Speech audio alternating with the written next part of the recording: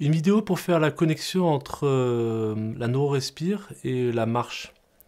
Donc en fait, dans les deux cas, la marche énergétique, la marche libératrice, la marche créatrice, il y a ce concept, le point commun, c'est la respiration. Ok, donc il y a la respiration.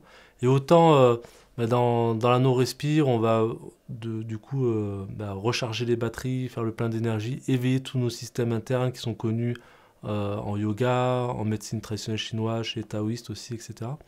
Et on va vraiment pouvoir renforcer tout notre l'éveiller et renforcer le système interne.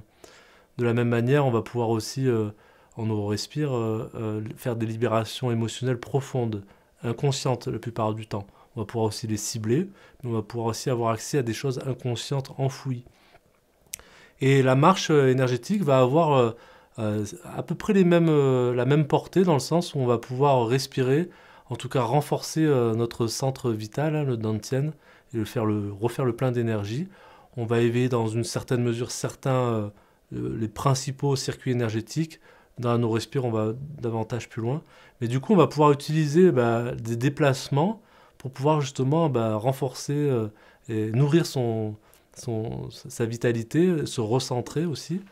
Et on va pouvoir aussi cibler certaines problématiques et se libérer sur le plan émotionnel, sur le plan psychique et même sur le plan physique.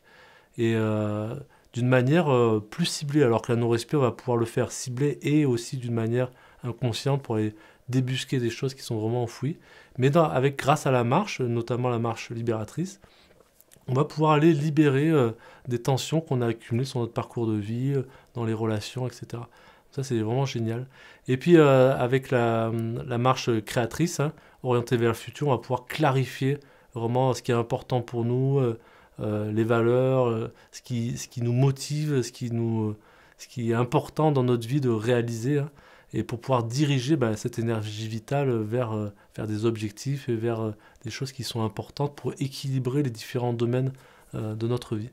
Donc voilà, le point commun, c'est la respiration, c'est aussi renforcer ses systèmes internes, c'est aussi se libérer d'émotions et de croyances limitantes, et c'est aussi mettre de l'énergie dans un futur qui nous inspire. Dans les deux cas, on retrouve finalement les mêmes composantes à différents degrés, à différents niveaux. Et mais en tout cas, c'est dans l'intérêt de la marche, c'est aussi de pouvoir, en marchant, de profiter de chaque déplacement pour prendre soin de soi, pour se renforcer, pour se libérer, pour se déstresser, pour clarifier. Donc en ça, la marche, elle permet vraiment de relier le quotidien au développement personnel, quoi. Et c'est en ça que je trouve ça magique.